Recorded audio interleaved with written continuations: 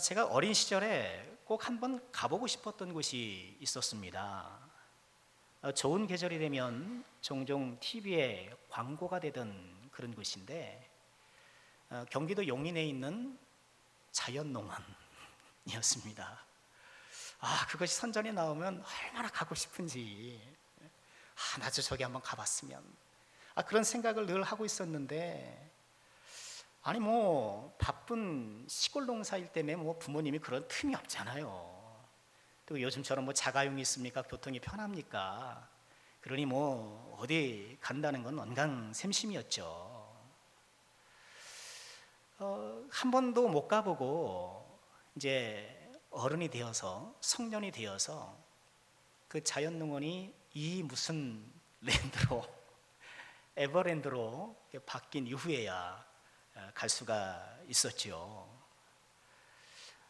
결혼해서 이제 큰 딸아이를 한번 데려갔었는데요. 얼마나 좋아하는지, 하루 종일 놀고 얼마나 신납니까?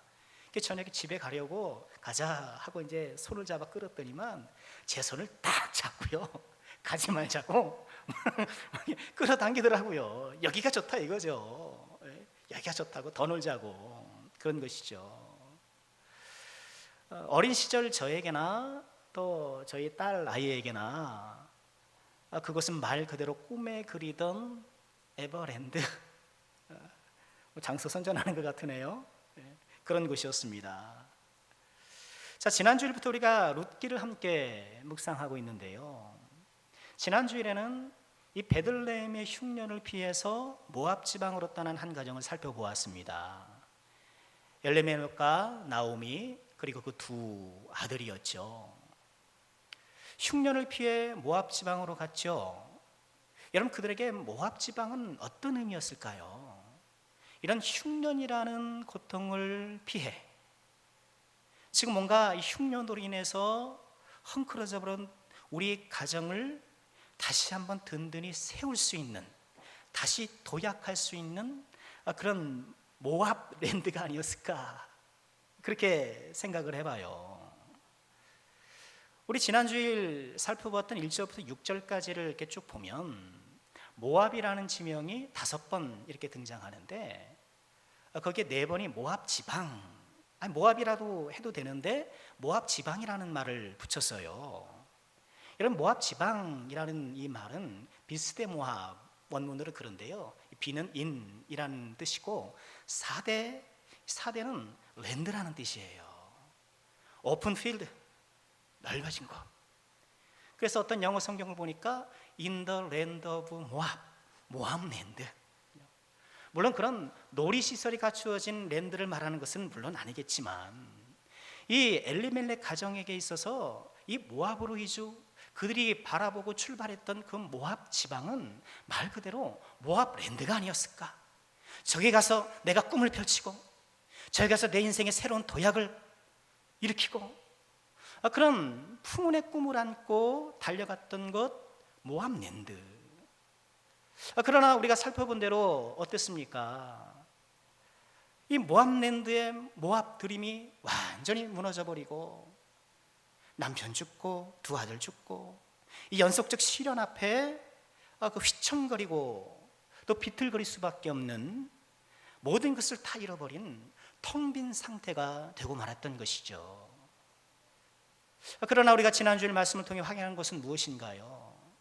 이처럼 이 가정에 닥친 시련, 그 고난이라는 지표면 아래에는 하나님의 은혜의 샘물이 유유히 흐르고 있었다.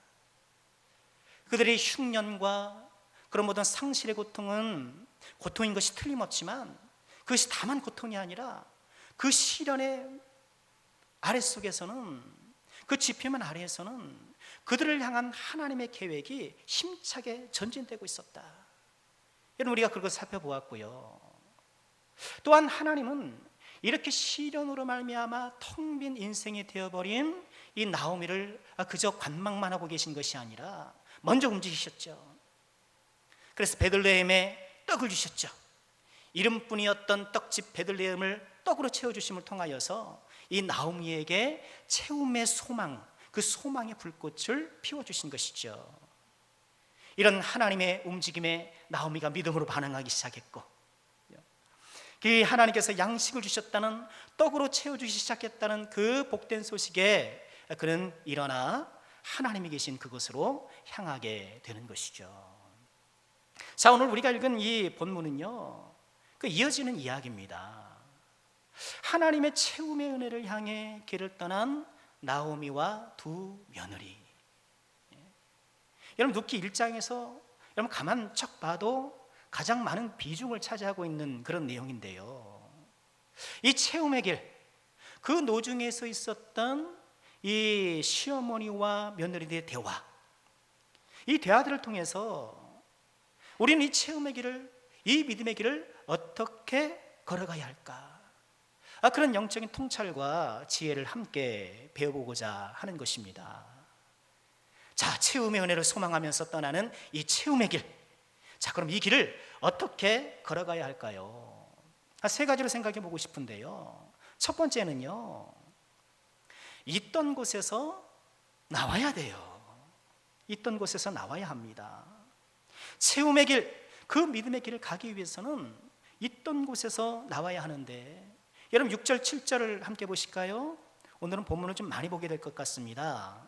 6절에 보면 그 여인이 모압 지방에서 여호와께서 자기 백성을 돌보사 그들에게 양식 주셨다함을 듣고 이에 두 며느리와 함께 일어나 모압 지방에서 돌아오려 하여 있던 곳에서 나오고 두 며느리도 그와 함께하여 유다 땅으로 돌아오려고 길을 가다가, 말씀드린 것처럼 베들레헴에 하나님께서 떡을 주시기 시작하셨다라는 그 소식을 듣고 나오미는 있던 곳에서 나오기 시작한 거예요.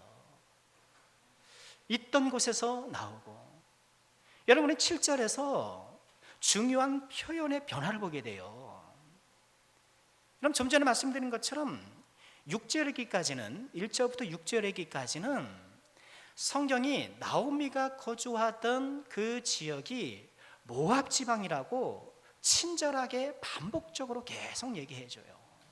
모압 지방, 모압랜드 얘기해주고 있는데, 그런데 이제 채움의 길을 떠나는 이 순간에 그 모압 지방이 어떻게 표현되고 있어요? 있던 곳으로 바뀌고 있는 거예요. 여러분, 이런 표현의 변화가 우리에게 암시하는 그런 메시지는 무엇일까요? 지금까지는 나에게 모압랜드였고, 지금까지는 나에게는 꿈의 땅이었지만 그것의 허상과 그것의 허망함을 깨닫고 하나님을 향하여서 길을 돌리다 보니 그 모압랜드가 그저 있던 곳이 되는 거예요. 그저 있던 곳이 되는 거예요. 여러분, 그렇습니다. 하나님께서 우리를 채워주시는 이 채움의 길을 가기 위해서 우리에게 필요한 것이 있다고 한다면, 우리가 지금 딛고 살아가는 이 세상이 본질적으로 모압랜드라는 것을 우리가 꼭 기억해야 합니다. 이 세상의 본질적인 헛됨, 본질적인 허망함을 우리가 깨달아야 되는 거예요. 모압랜드를 있던 곳으로 여길 줄 알아야 하는 것이에요. 우리가 채움의 길을 걷는 이 믿음의 길을 걸음에 있어서 발걸음이 무디고 또 좀처럼 진전이 더딘 이유는 무엇일까? 여러분, 다른 데 있는 것이 아니라고 봐요. 여전히 지금 내가 이 세상을 모압랜드로 바라보고 있기 때문에, 여전히 내가 이 세상에 의미를 두고 마치 지금 보이는 이 세상이 내가 전부인 양 착각하고 살아가기 때문에, 이곳에서 내가 모든 꿈을 이루고 내 인생의 참된 복과 의미가 이곳에 있다라고 착각하고 있기 때문이라는 것이죠. 사랑하는 성도 여러분, 모압랜드의 미련을 버리시기를 주의 이름으로 축복합니다. 어린아이가 에버랜드가 너무 좋으니까, 그렇죠? 거기서 떠나지 않으려고 하는데, 여러분, 그래서는 안 되죠. 떠나와야 되는 거예요. 그것이 즐거운 것 같고 그것이 영원한 것 같지만 아니라는 거예요. 하나님께서 허락하시는, 하나님께서 채워주시는 은혜의 신세계가, 우리 하나님께서 역사하시는 믿음의 새로운 세계가 저곳에 있다라는 거예요. 모압랜드를 있던 곳으로 여기며 그 있던 곳에서 나오고 있는 나오미. 여러분, 이런 나오미의 모습을 통해서 우리가 다시 한번 재확인하게 되는 것은 무엇일까요? 하나님께서 한 인생을 새롭게 하실 때에는 이처럼 떠남의 원리를 적용하시더라는 거예요. 떠남의 원리를 적용하셔요. 여러분, 아브라함 그렇지 않습니까? 하나님께서 아브라함을 부르실 때 어떻게 부르셨습니까? 너는 너의 고향과 친척과 아비의 집을 떠나라. 하나님께서 주시는 복을, 하나님께서 채워주시는 은혜를 누리기 위해서는 떠나야 돼요. 있던 곳에서 일어서야 해요. 예수님께서 제자들 부르실 때도 어떻습니까? 예수님께서 제자들을 부르셨을 때에 어떤 사람은 그물을 버리고, 어떤 사람은 배를 버리고, 어떤 사람은 배와 아버지를 버리고, 예수님께서 바울 사도를 부르셨을 때는 어떻습니까? 그가 진리라고 여겼고, 그리고 가장 옳다고 생각했던 그 바리새 전통에서부터 떠나도록 하셨고, 여러분, 하나님의 채우심의 은혜를 소망한다면 있던 곳에서 떠나셔야 돼요. 있던 곳에서 떠나셔야 돼요. 있던 곳에서 나오십시오. 죄악의 자리에서 우리가 일어서야 하고, 잘못된 습관의 자리에서 일어서야 하고, 결단하지 못하는 영적 우유부단함에서 우리가 일어나야 하고, 결단은 했으나 실천하지 못하는 나태와 게으름의 자리에서 우리가 일어서야 되고, 예배의 자리는 앉아있지만 그 냉소적인 신앙의 자리에서도 좀 일어나야 하고요. 또한 여전히 세상을 사랑하는 이런 나누어진 마음의 자리에서도 우리는 일어나야 하고, 일어나야, 그 자리를 떠나야 하나님이 채워주시는 거예요. 내가 비워야 하나님이 채워주시는 거예요. 모압랜드의 본질적인 허망함을 깨닫고 그것을 있던 곳으로 여기며 그 자리에서 일어섰던 나오미처럼, 우리도 우리가 살아가는 이 세상의 본질적인 허망함, 모압랜드라는 것을 꼭 깨닫고 믿음 안에 분연히 주를 향하여 힘차게 일어나는 주님을 내시기를 주님의 이름으로 축원합니다. 자, 우리 체험의 길을 우리가 또 성공적으로 걷기 위해서는 두 번째로요, 세상에 설득을 뿌리쳐야 합니다. 세상에 설득을 뿌리쳐야 해요. 자, 오늘 우리가 읽은 본문은 채움의 은혜를 바라보며 채움의 길을 떠나는 이 나오미와 그 두 며느리의 이야기잖아요. 그 대화들이 계속 담겨 있어요. 그런데 이 본문은 많은 며느리들에게 좀 부담되는 본문이잖아요. 그렇죠, 며느리들. 아니, 주요 인물이 하필이면 시어머니와 며느리예요. 이것부터 좀 심상치 않고 괜히 신경 쓰이는 부분이 있고요. 시어머니를 버리고 자기 고향으로 돌아간 오르바, 또 시어머니를 끝까지 붙들었던 룻, 이 두 사람이 비교되잖아요. 이 비교되면서 봐라, 시어머니를 잘 모셨던 룻이 얼마나 큰 복을 받았느냐. 그가 이 다윗 왕의 조상이 되는 그런 축복을 누리지 않았느냐. 그러니 시어머니 잘 봉양해라. 그런 말씀으로 들리기가 쉬워서 마치 룻기가 며느리 교육용 말씀인 마냥 그렇게 느껴지니까 많은 며느리들이 마음이 은근히 불편함이 있는 거예요. 특히나 그러다 보니까 이 룻이 이른바 엄친녀, 이름을 정해봤어요. 엄친녀, 엄친아가 뭐죠? 엄마 친구 아들. 얼굴도 몰라, 이름도 몰라.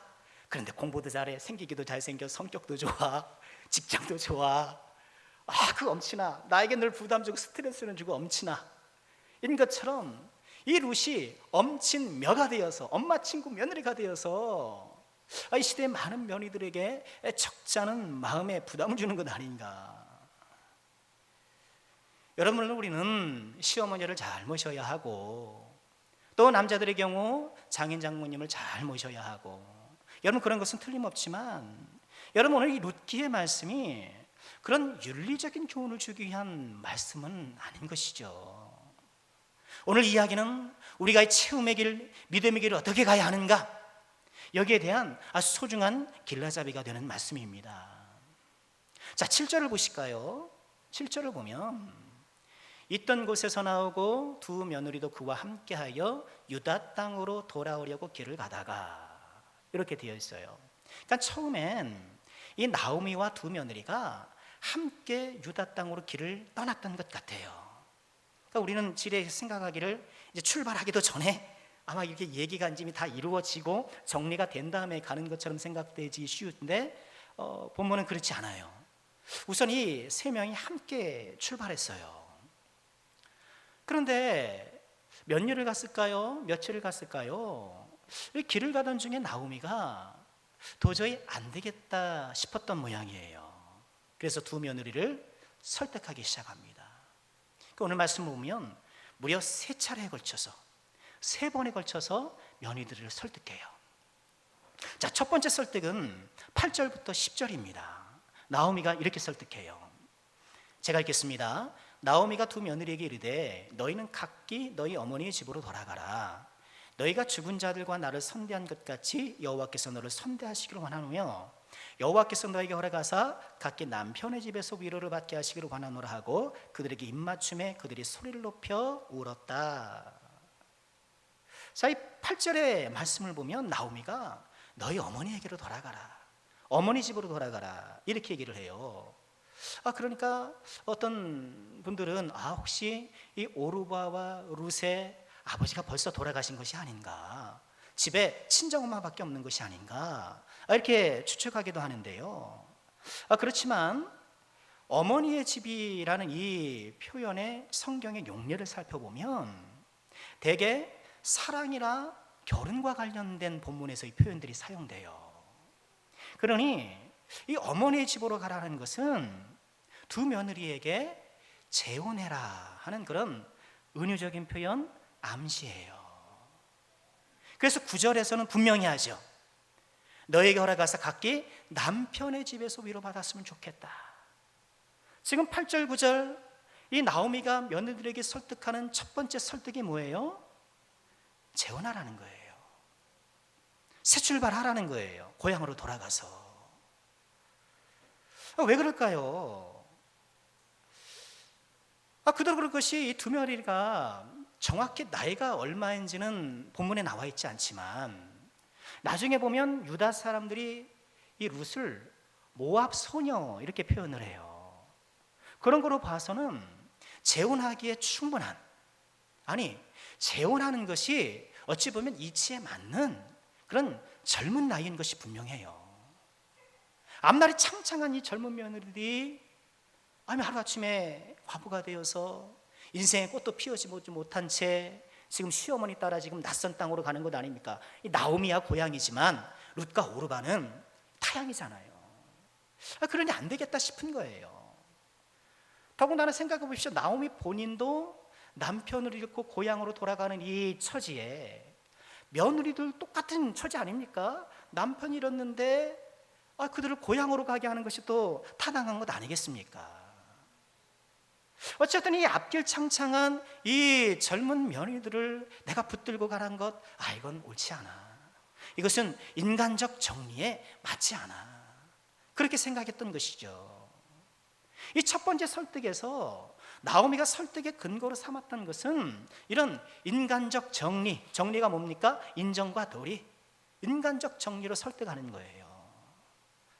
여러분, 체험의 길을 걷는 우리들에게 이런 마귀가 우리를 설득해 올 때가 있는데, 세상이 우리를 설득해 올 때가 있는데 그 가장 빈번한 설득이 무엇일까요? 인간적인 이유들이에요. 인간적인 이유들.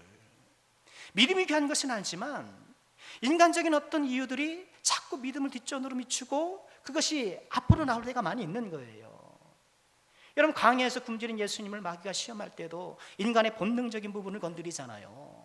배고프지 않냐? 돌들로 떡을 만들어 먹어라. 그것 아닙니까?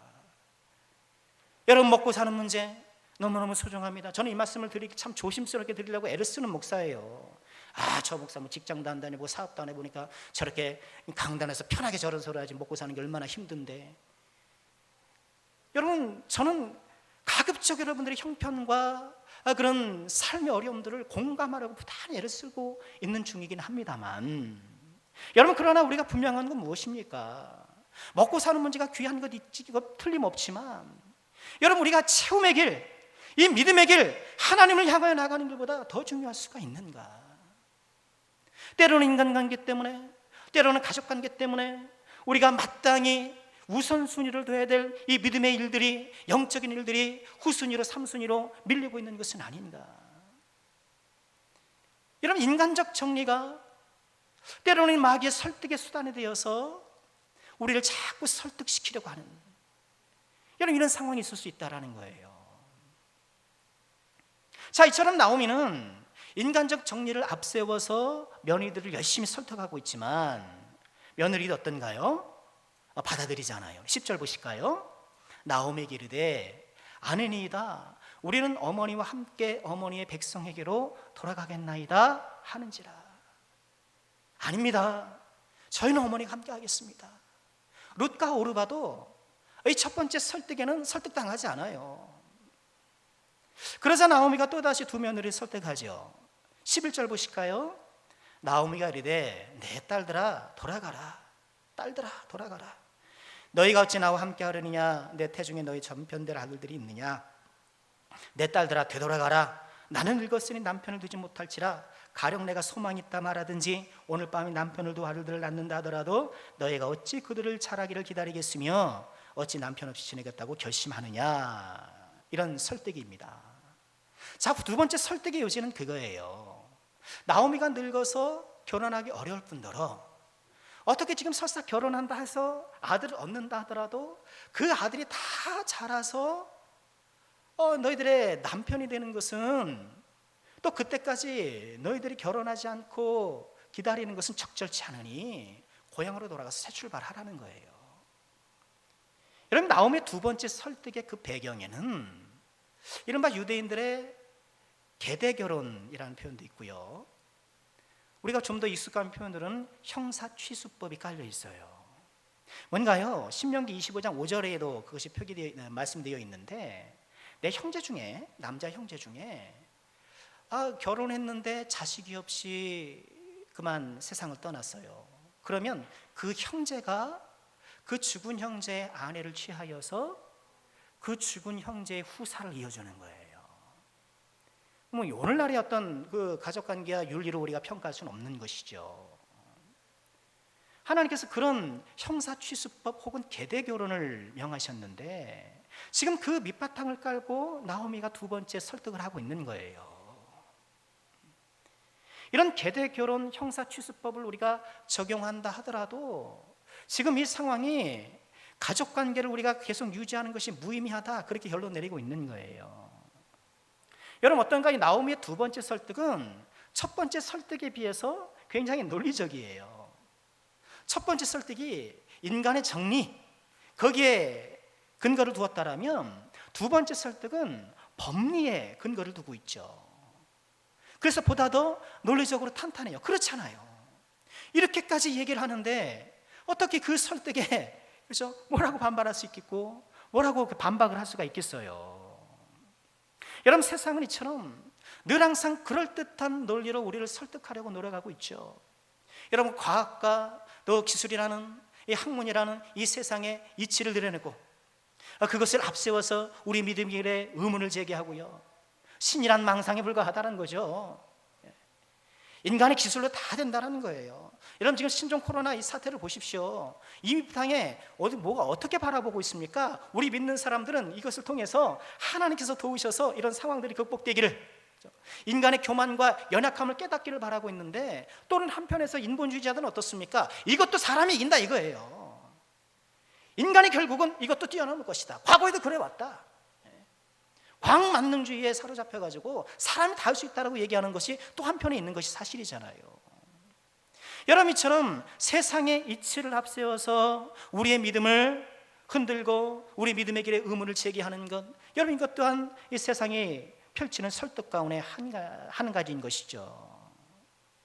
자, 나오미의 두 번째 설득에 룻과 오르바의 입장이 갈리기 시작합니다. 첫 번째 설득은 둘 다 이겨냈는데, 두 번째 설득에 있어서는 두 사람의 입장이 갈려요. 14절 보실까요? 함께 읽겠습니다. 그들이 소리를 높여 다시 울더니 오르바는 그의 시어머니에게 입맞추되 룻은 그를 붙쫓았더라. 여러분, 여기서 잠시 우리는 나오미를 떠난 오르바를 비난하려는 마음이 있다면 그것을 멈추셔야 돼요. 오르바를 비난해서는 안 돼요. 시어머니를 따르겠다는, 끝까지 붙잡겠다라는 이 룻의 결정은 훌륭하지만 그렇다고 오르바의 결정이 악한 것이라고 볼 수는 없어요. 남편이 죽었어요. 남편이 죽으면 그 아내는 남편과의 속박 법에서 벗어나게 되지 않습니까? 그러니 자유롭게 자기 미래를 결정할 권리가 있어요. 로마서 7장 2절에도 그런 말씀이 있는데, 남편이 있는 여인이 그 남편 생전에는 법으로 그에게 매인받으나 만일 그 남편이 죽으면 남편의 법에서 벗어난다 라고 되어 있거든요. 또 어떤 면에서 보면 룻처럼 끝까지 시어머니를 따라서 잘 봉양을 한 것도 효도겠지만, 시어머니의 바람대로 내가 새로운 출발을 해서 또 새로운 남자를 만나서 또 행복하게 잘 사는 것 또한 효도 아니겠습니까? 그러니까 오르바의 결정은 악한 결정이 아니에요. 지극히 상식적인 결정을 하고 있는 거예요. 그러니까 룻의 결정을, 룻의 훌륭함을 칭찬해 마땅하지만 훌륭하지 못하다고 비난해서는 안 되잖아요. 넌 왜 이렇게 훌륭하지 못해? 그거는 비난할 대상은 아닌 것이죠. 그러나 분명한 건 뭔가요? 오르바가 상식적인 결정을 했고 그래서 비난은 받지 않겠지만 또한 하나님의 축복도 받지는 못한다는 거예요. 그의 결정을 이해는 하지만 또 동시에 안타까운 것도 사실인 것이죠. 자, 어쨌든 오르바는 떠나고 룻이 남았는데 이 나오미는 홀로만 룻을 또다시 설득해요. 세 번째 설득합니다. 여기 세 번째 설득 15절 함께 보실까요? 함께 읽습니다. 나오미가 또 이르되 보라, 내 동서는 그의 백성과 그의 신들에게로 돌아가니 너도 너의 동서를 따라 돌아가라 하니. 그럼 세 번째 설득은 뭔가요? 너도 너의 동서처럼 하라는 거예요. 다른 말로 하면 남들처럼 하라는 거예요. 다 그렇게 한다는 거예요. 여러분, 세상이 우리를 설득할 때에 다양한 방법으로 우리를 설득하겠지만 저는 이 세 번째 설득이 가장 손쉽고도 강력한 효과를 발휘하는 설득이라고 봐요. 남들 다 그렇게 한다는 거예요. 여러분, 그렇지 않아요? 남들 다 그렇게 한다는 것만큼 나에게 안심을 주고 용기가 주는 게 어디 있어요? 다 그렇게 하는데 뭐. 여러분, 체험의 길을 걷는, 이 믿음의 길을 걷는 우리에게 세상이 우리를 설득하려고 할 때에 사용하는 것이 무엇인가요? 야, 너 뭐 그렇게 유별나게 예수 믿느냐 이거예요. 남들 다 그렇게 하는데 적당히 예수 믿고 천국만 가면 되지. 뭘 그렇게 기도한답시고, 뭘 그렇게 큐티한답시고, 뭘 그렇게 요란을 떠느냐, 유별 떠느냐, 이런 것이죠. 여러분, 그러나 유별난 믿음이 유별난 축복을 가져오는 거예요. 꼭 믿으시길 바랍니다. 여러분, 성경을 보십시오. 하나님의 특별한 은총과 하나님의 특별한 역사를 경험했던 사람들은 특별하게 하나님께 다가가요. 특별히 하나님께 나아가요. 유별난이 있어요. 여러분, 제가 지금 계속 설득이라는 단어를 사용했는데, 세상의 설득 그랬는데, 여러분, 사실 우리에게 보다 더 익숙한 표현은 세상의 유혹 아니겠습니까? 마귀의 유혹. 그런데 왜 제가 설득이라고 계속 표현했는가? 가만 보면 마귀의 유혹이라는 것은 대부분 설득으로 다가오더라고요. 계속 우리를 설득해요. 인간적 정리에 근거하든, 또 세상의 이치와 또 세상의 어떤 논리에 근거하든 사람들의 관습에 근거하든 자꾸 우리를 설득해 오더라는 거예요. 여러분, 오늘 노상에서 이 나오미와 며느리와 이 대화는요, 마귀가 예수님을 시험했을 때와 유사한 측면이 많아요. 이 마귀도 어떻습니까? 배고픔이라는 그 인간적 정리를 파고들잖아요. 또 두 번째 시험에 성전에서 뛰어나더라 그럼 천사가 떡 바칠 것이다. 여러분, 그럴 때 어떻게 합니까? 성경 본문을 가지고 와서, 성경 본문을 들고 와서 그거 삼아서 시험하더라는 거예요. 나에게 절하면 세상 영광 다 주겠다. 다 그랬거든요. 여러분, 세상 영광 취하러 가는 그 골목골목에는 언제나 마귀가 나에게 절하라고 요청해요. 세상 성공 그렇게 어려운 거예요. 여러분 잘 아시잖아요. 돈 좀 벌라 그래 보세요. 그 길목에서 마귀가 절하라 그러지. 권력 얻으라고 보세요. 그 길목에서 마귀가 절하라 그러지. 이 세상 성공이라는 그 길목에는 마귀가 다 지키고 있어요. 한 번 절해라. 가성비가 얼마나 뛰어납니까? 절하는데 도움 됩니까? 절하는데 시간이 몇 년 며칠 걸립니까? 요즘 가성비 그러잖아요. 가성비 갑이야. 돈은 조금 들고 성능은 좋다 이거죠. 마귀에게 절하는 것만큼 가성비 갑인 것이 어디 있겠어요. 여러분, 마귀를 예수님을 시험했던 이 마귀, 그 시험의 내용을 가만 보면, 그 유혹의 내용을 보면 설득이더라는 거예요. 여러분, 그와 마찬가지로 오늘을 살아가는 이 체험의 길, 믿음의 길을 걸어가는 저와 여러분들에게 이 마귀가 요소에서 우리를 지속적으로 설득하고 있는 거예요. 특별히 똑똑한 현대인들에게, 그렇죠? 똑똑한 현대인들에게 마귀에게 설득이라는 유혹의 도구는 아주 효과적인 거예요. 다 똑똑하거든요. 여기서 똑똑하지 않은 사람 어디 있습니까? 다 똑똑해요. 예수님을 믿지 않아도 되는 저마다의 논리와 이유들이 다 있어요. 난 시간이 없어서 순진한 거예요. 그 사람 참 순진한 사람이에요. 다 예수를 안 믿어도 되는, 예수가 필요 없다라는 저마다의 논리를 다 갖고 있어요. 다 자기 잘났어요. 자기 잘난 맛에 사는 거죠. 마귀에게 설득당하고 있는 거예요.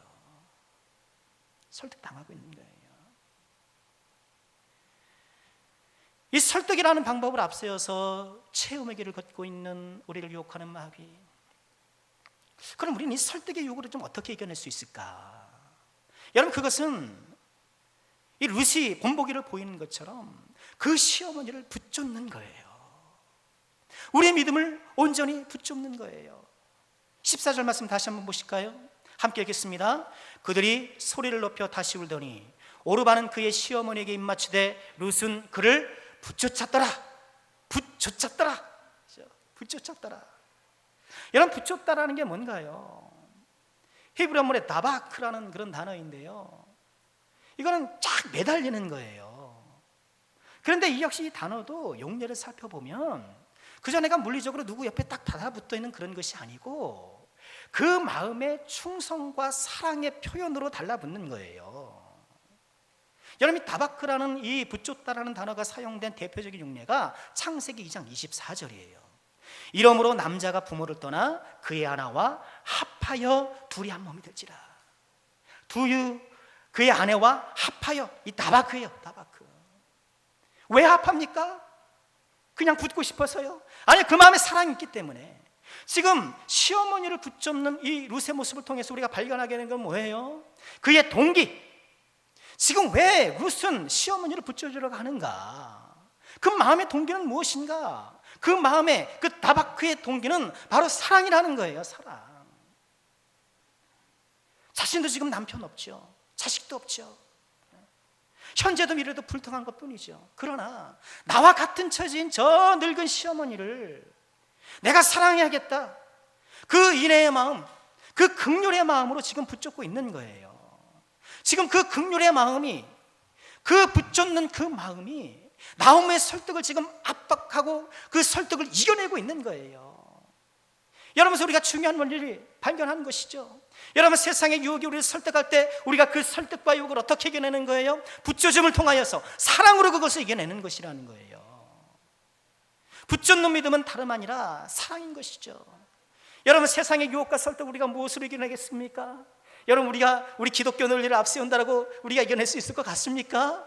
여러분, 평행선을 달립니다. 이단하고 아버지는 밤이 새도록 얘기해 보십시오. 평행선을 달릴 뿐이에요. 그 마음의 준비가 안 돼 있는 그 세상 사람들과 평생을 얘기해 보십시오. 내 논리로 설득이 안 됩니다. 우리가 사랑을 통하여서 그런 모든 설득을 무력화시킬 수 있는 거예요. 하나님을 사랑할 때에 어떻게 세상의 유혹과 세상의 설득에 우리가 흔들릴 수 있단 말입니까?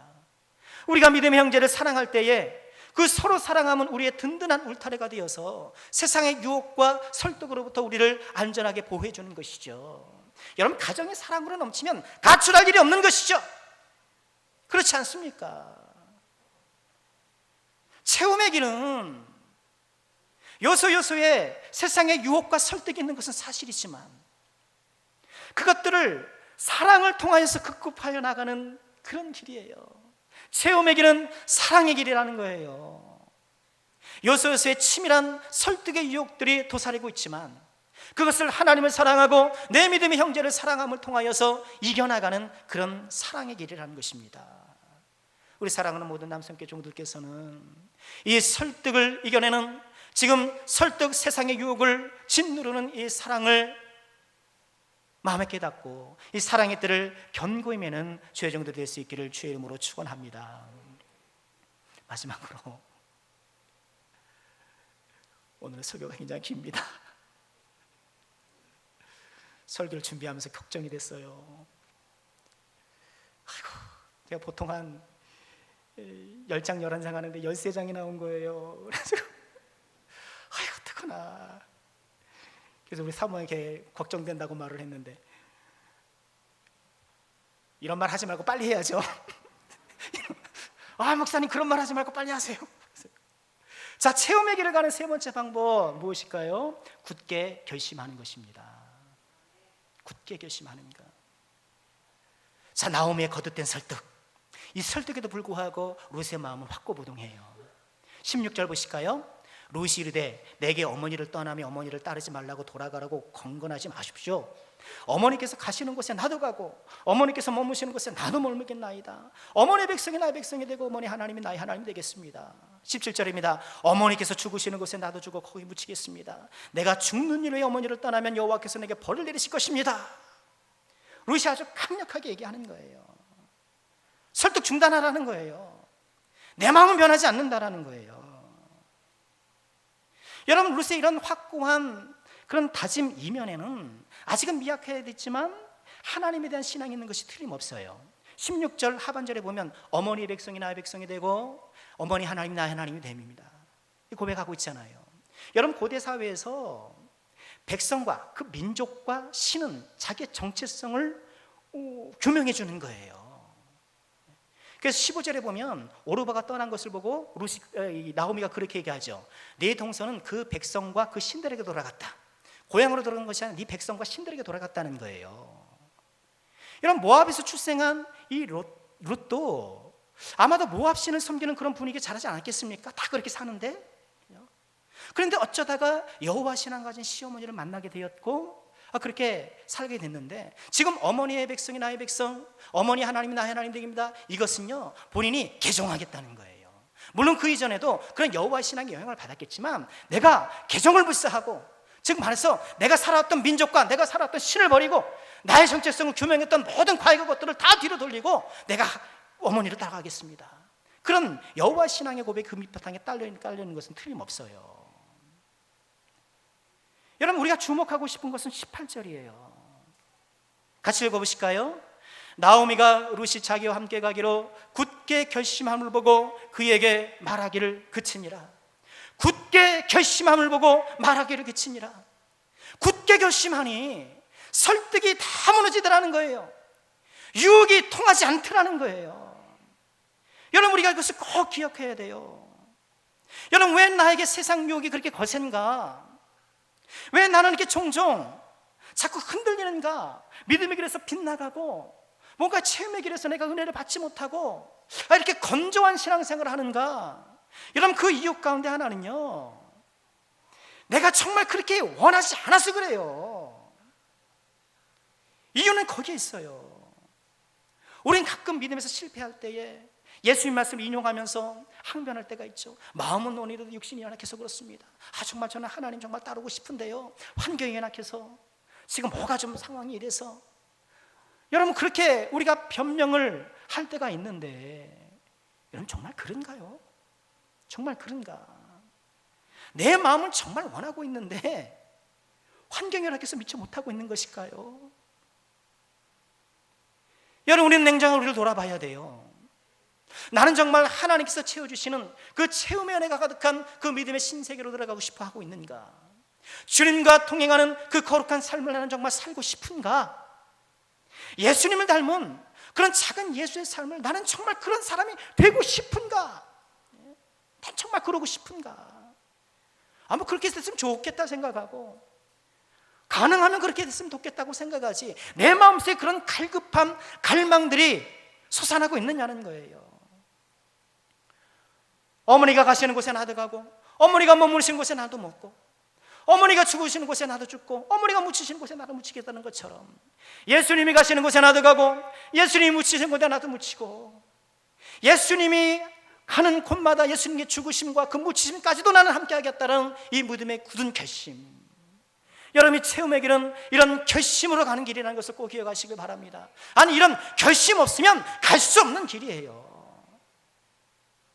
우리 안에 이런 거룩한 믿음의 결단, 룻이 그 어머니를 붙잡았던 것처럼 나 또한 예수님을 온전히 붙잡겠다는 이런 믿음의 결단들이 다시 한번 되살아나기를 주님의 이름으로 축원합니다.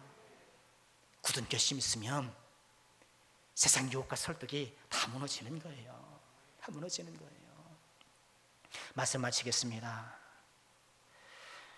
오늘도 우리는 나오미와 룻처럼 우리의 텅 빈 인생을 하나님께서 채워주시기를 소망하며 그 채움의 은혜를 향해 채움의 길을 걸어가야겠습니다. 여러분, 내가 의지하고 좋아하고 또 귀중하게 여겼던 이 세상이 본질상 모압 랜드라는 것을 기억하시고 있던 곳에서 일어나시길 바랍니다. 믿음의 여정 요소요소에서 다가오는 그런 설득의 유혹들을 사랑으로 차단하시고 사랑으로 방어하시고 이기시길 바랍니다. 주님을 향한 우리의 믿음의 결단을 다시 한번 견고히 세우시기를 권고드립니다. 이를 통해 이 체험의 길, 이 믿음의 여정에서 날마다 승리의 길을 걸어가시는 복된 주의 종들 다 되시기를 주님의 이름으로 축원합니다.